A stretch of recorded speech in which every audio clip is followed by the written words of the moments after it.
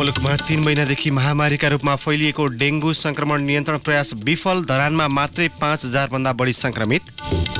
सीमा स्तम्भ पुनर्स्थापित गर्न र मिचिएको जग्गा यकिन गर्न सरकारलाई संसदको अन्तर्राष्ट्रिय सम्बन्ध समितिको निर्देशन। सीमा क्षेत्रमा भारतले बनाएका संरचनाका कारण थप समस्या भएको ठहर। समयमै पदपूर्ति हुन नसक्दा मुलुकभर करिब 23,000 कर्मचारीको दरबन्दी रिक्त। सेवा प्रवाहमा प्रत्यक्ष असर। रोहिङ्ग्या मुस्लिम समुदायप्रति मुलुकले गर्ने व्यवहारमा कडाई गर्ने बङ्गलादेश सरकारको निर्णय। आर्थिक भार वहन नगर्ने विदेश मन्त्री अब्दुल मेनिनको भनाई। र प्रिमियर लिग फुटबलमा लिभरपुलको अपराजित यात्रा कायमै। आर्सेनल 3-1 गोल अन्तरले पराजित। नमस्कार, कान्तिपुर डायरीका साथमा साथी दिवा र म अनिल। सुरु गरौँ मुख्य प्रसङ्गबाट।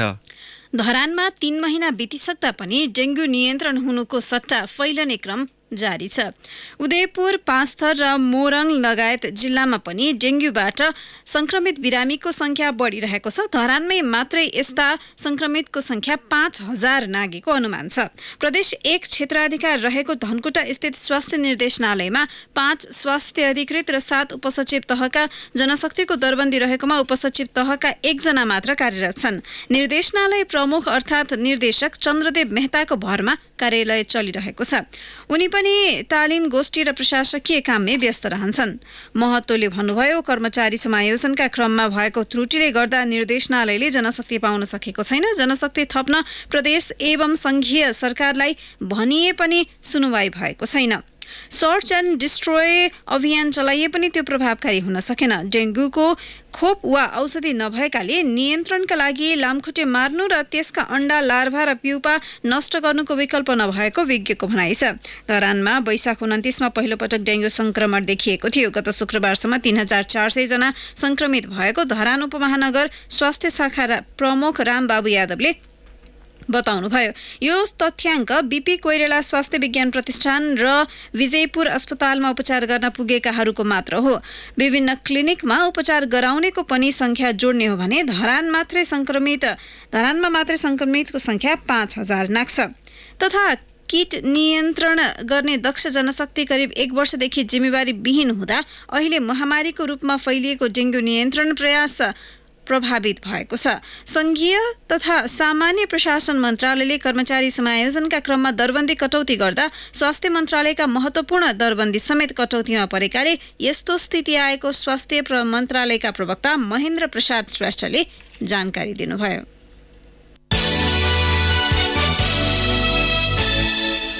प्रतिनिधि सभाको अन्तर्राष्ट्रिय सम्बन्ध समितिले छिमेकी भारतसँग तत्काल कुराकानी गरेर सीमा स्तम्भ पुनर्स्थापित गर्न र मिचिएको जमिनको अवस्था यकिन गर्न सरकारलाई निर्देशन दिएको छ।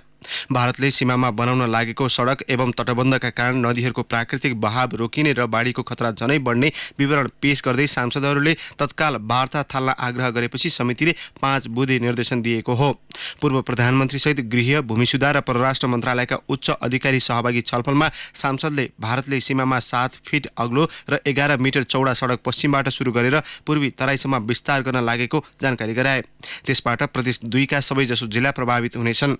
सीमा क्षेत्रमा भारतले बनाएका संरचनाका कारण थप समस्या उत्पन्न हुने विवरणसहित सांसद महेश्वर जङ गहतराजले छलफलका लागि समितिमा निवेदन दिनुभएको थियो।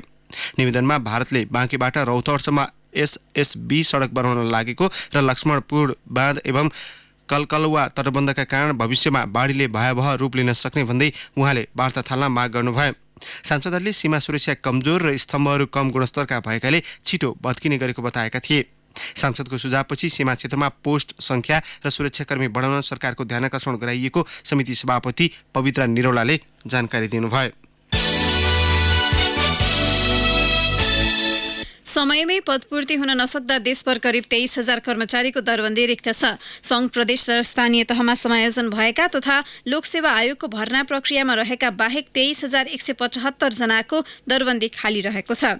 संघीय मामिला तथा सामान्य प्रशासन मन्त्रालयका अनुसार सङ्घमा 8,449, प्रदेशमा 8,436 र 753 स्थानीय तहका लागि 15,451 दरबन्दी खाली छ।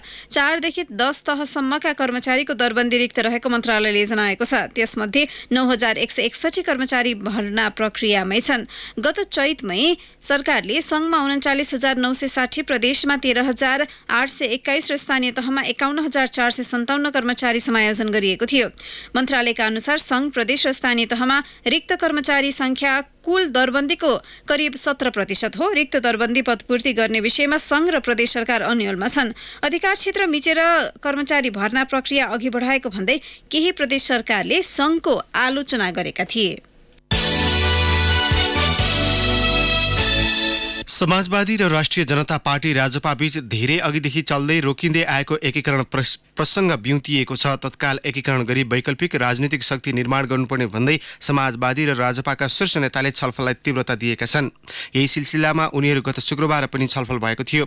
समाजवादी अध्यक्ष उपेन्द्र यादवको निवासमा भएको वार्ता सकारात्मक रहेको राजपा अध्यक्ष मण्डलका सदस्य शरद सिंह भण्डारीले जानकारी दिनुभयो। उहाँले भन्नुभयो, वैचारिक रूपमा दुई दलबीच सहमति जस्तै छ। संगठन र व्यवस्थापनका कुरा कसरी टुङ्ग्याउने भन्नेमा विविध कोणबाट छलफल भइरहेको छ। सकभर चाँडै सहमति होस् भन्ने आशा छ। राजपाले एकीकरणका केही आधार समेत अनौपचारिक बैठकमा राख्दै आएको छ। त्यसप्रति समाजवादीले औपचारिक धारणा बनाइसकेको छैन। समाजवादीको भदौ 11 गते बस्ने पदाधिकारी बैठकमा राजपाका आधार र एकीकरणका मोडलबारे छलफल हुने भएको छ। समाजवादीका महासचिव गंगा श्रेष्ठका अनुसार पदाधिकारी बैठकपछि एकतालाई निष्कर्षमा पुर्याउने गरी अघि बढाइनेछ। उहाँले भन्नुभयो, अहिले शीर्ष तहमा सामान्य छलफल भइरहेको छ। पार्टीको पदाधिकारी बैठकमा एकताका विविध पक्षमा छलफल हुनेछ। त्यसपछि गठन भएको वार्ता समिति क्रियाशील ढङ्गले अघि बढ्नेछ। समाजवादीले सह-अध्यक्ष राजेन्द्र श्रेष्ठ र राजपाले अध्यक्ष मण्डलका सदस्य राजेन्द्र महतोको नेतृत्वमा वार्ता समिति बनाएका छन्। 15 महिनादेखि बन्द मलेसिया रोजगारी खुलाउने भदौभित्रको क्वालालम्पुरमा 2 देशीय बैठक हुने भएको छ। श्रम, रोजगार तथा सामाजिक सुरक्षा मन्त्रालयले मलेसिया जाने कामदारको स्वास्थ्य परीक्षण गर्न 122 स्वास्थ्य संस्थालाई सूचीकृत गरेर नामावली पठाएपछि 2 देशीय बैठक हुन लागेको हो। मन्त्रालयले साउन 21 मा सूचीकृत नाम मलेसिया पठाएको थियो। मलेसिया सरकारको स्वास्थ्य मापदण्ड र निर्देशिका पूरा गरेको विशेषज्ञ समितिको सिफारिसका आधारमा यी संस्था छानिएका थिए। मलेसिया स्थित राजदूत उदयराज पाण्डेले कान्तिपुरसँग फोनमा भन्नुभयो, मलेसियाको मानव संसाधन मन्त्रालयले संयुक्त कार्यदल बैठक सेप्टेम्बर 2 साता गर्ने जानकारी गराएको छ। कार्यदल बैठकमा सहभागी हुन श्रम, रोजगार तथा सामाजिक सुरक्षा सचिव विनोद केसी सहितका पदाधिकारी क्वालालम्पुर जाने भएका छन्। नेपालले पठाएको स्वास्थ्य संस्थाको सूची र तोकिएको मापदण्डबारे द्विपक्षीय छलफल भएपछि सहमतिका आधारमा मलेसिया रोजगारी खुल्ने श्रम मन्त्रालयका एक अधिकारीले बताए।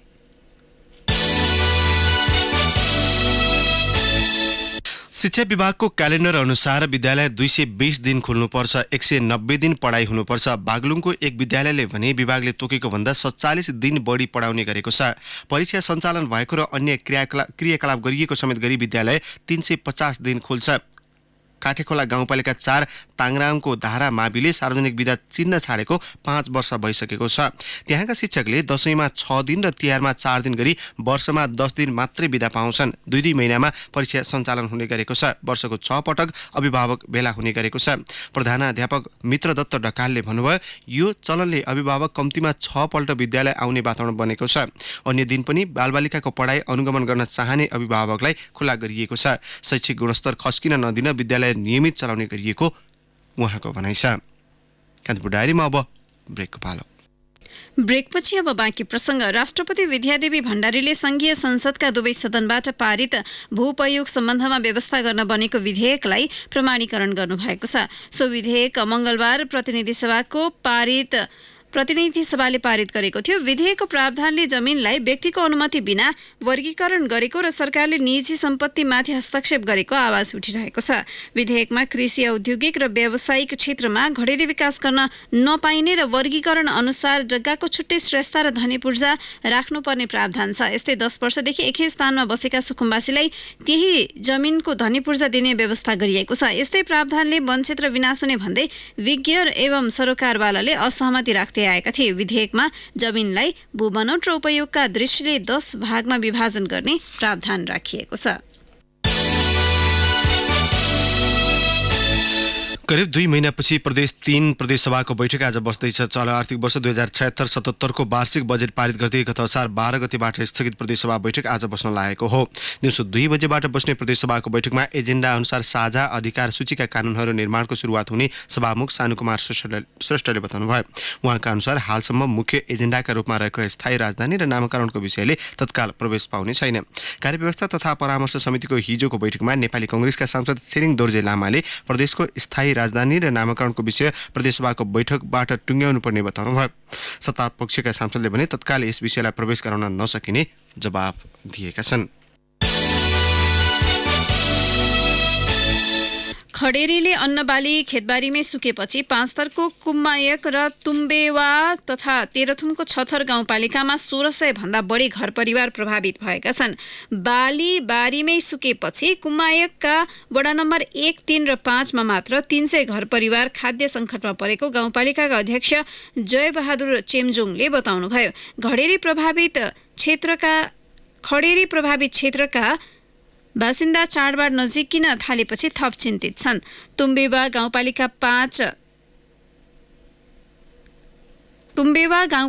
586 घर परिवारले लगाएको खाद्यबाली पनि खडेरीले सुकेको छ। गाउँपालिका अध्यक्ष होमनाथ थापाले वडा नम्बर 1, 2 र 5 मा खडेरीले क्षति पुर्याएको बताउनुभयो। यस्तै तेह्रथुमको छथर गाउँपालिकाको पञ्चकन्या, फाक्चमारा र हमरजुङको तल्लो क्षेत्रमा खडेरीले किसानले लगाएको खाद्यान्न बाली सुकाएको छ। पेस्तोल चोरीको आरोपमा यातनासहित 4 वर्ष कैद भुक्तान गरेका तत्कालीन प्रहरी हवलदार 3 दशकपछि निर्दोष ठहरिएका छन्। 2044 सालमा जागिरबाट बर्खास्त भएका खुलबहादुर कुँवरलाई गत फागुनमा सर्वोच्च अदालतले निर्दोष ठहर गरेको हो। सर्वोच्च अदालतले गत साता तयार पारेको फैसलाको पूर्ण पाठमा कुँवरलाई बर्खास्त हुँदादेखि अवकाश हुँदासम्मको तलब र त्यसपछिको पेन्सन समेत दिन सरकारका नाममा 2 महिनाको समय सीमा तोकेको छ। उनीमाथि अन्याय भएको ठहरसहित सर्वोच्च अदालतले फौजदारी न्याय प्रणालीमा स्वच्छ सुनवाईको पालना गर्न समेत सरकारको ध्यानकर्षण गराएको छ। कुँवरले 2036 फागुन 1 गते नेपाल प्रहरीमा जागिर सुरु गरेका थिए।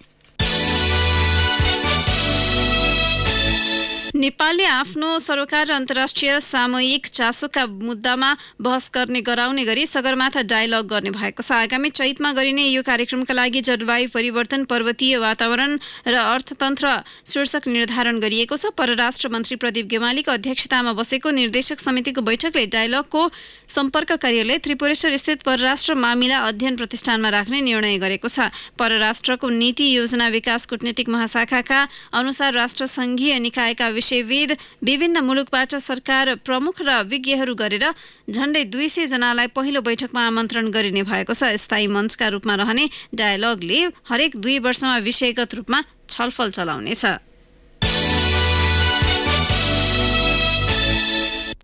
बक्यौता नतिरेपछि नेपाल दूरसञ्चार प्राधिकरणले आज नेपाल सेटेलाइट टेलिकम प्रणालीको लाइसेन्स खारेज गर्ने निर्णय गरेको छ।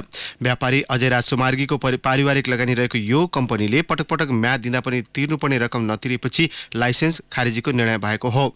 दूरसञ्चार ऐन अनुसार लाइसेन्स खारेज भएको कम्पनीले 35 दिनभित्र सरकार समक्ष निर्णय पुनरावलोकनका लागि निवेदन दिन सक्छ। प्राधिकरणले नेपाल सेटेलाइटको लाइसेन्स खारेज गर्ने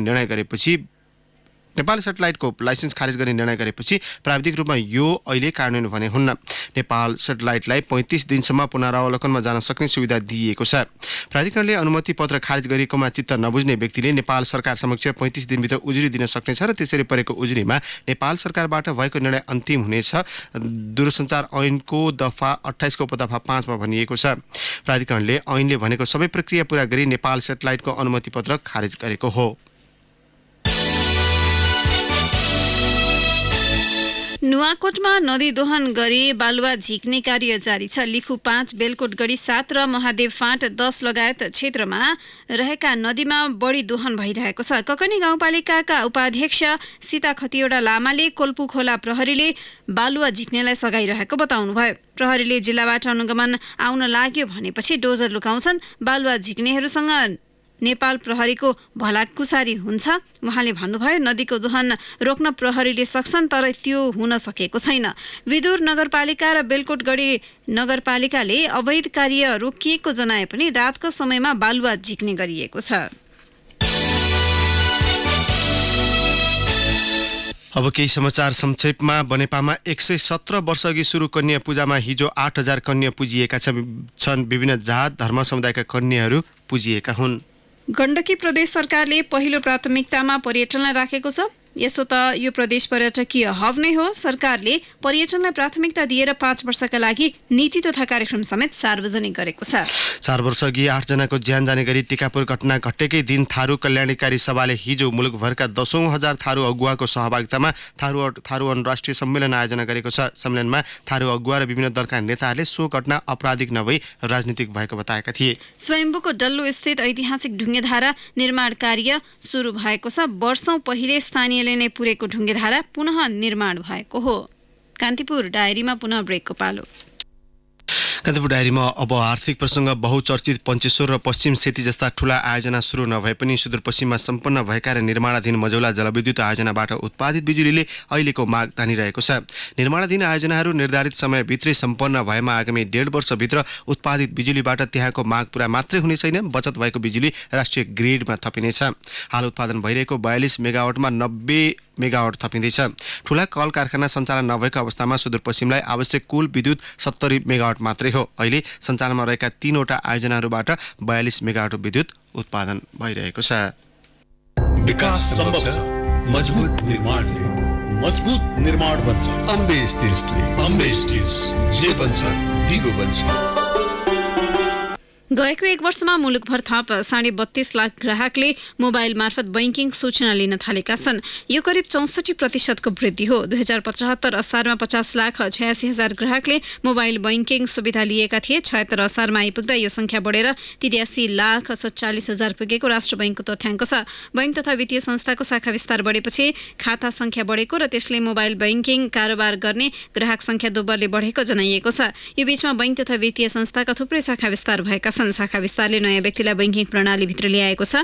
त्यसका कारण सो अवधिमा मोबाइल बैंकिङका प्रयोगकर्ता पनि बढेको जानकार बताउँछन्। छिटो, सजिलो र आफूलाई पाएक पर्ने स्थानबाटै कारोबार गर्न सकिने भएकाले मोबाइल बैंकिङका प्रयोगकर्ता उच्च दरमा बढेको राष्ट्र बैंकका प्रवक्ता लक्ष्मी प्रपन्न निरौलाले बताउनुभयो।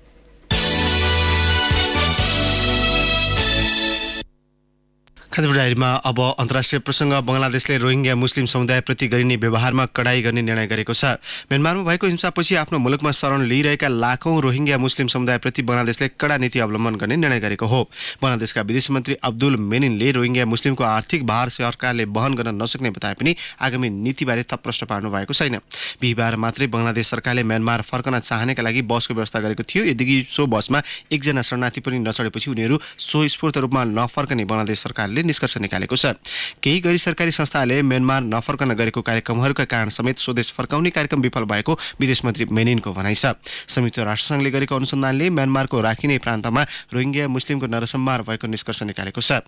म्यानमारले भने आरोपको खण्डन गर्दै आएको छ, जसका कारण 7,40,000 रोहिङ्ग्या समुदाय बङ्गलादेशको कोक्स बजारमा शिविरमा बसिरहेका छन्। शरणार्थीका कारण अपराध र हिंसा समेत बढेको बङ्गलादेश सरकारको निष्कर्ष छ।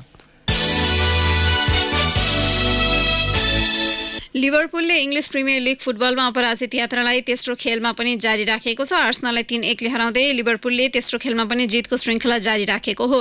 लिभरपुलको जितमा मोहम्मद सलाहले 2 तथा जोएल माटिपले 1 गोल गरे। आर्सेनलका लुकास टोइरेराले सान्त्वना गोल फर्काए। 41औं मिनेटमा माटिपको गोलबाट अग्रता बनाएको लिभरपुलले 49औं मिनेटमा अग्रता दोब्बर पारेको थियो। सलाहले पेनाल्टी मार्फत गोल गर्दै टोलीलाई 2-0 को अवस्थामा पुर्याए।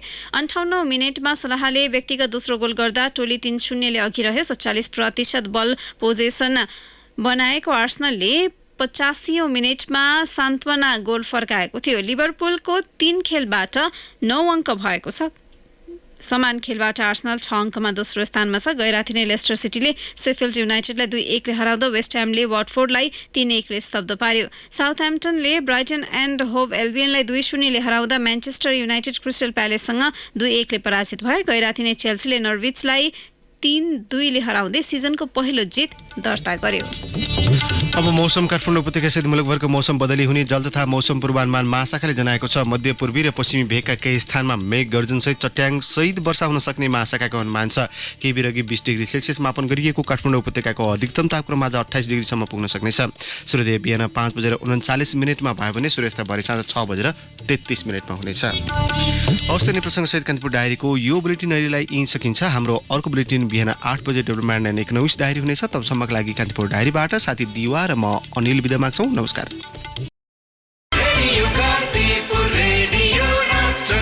सूचना र मनोरञ्जनको संवाहक रेडियो राष्ट्रको रेडियो कान्तिपुर।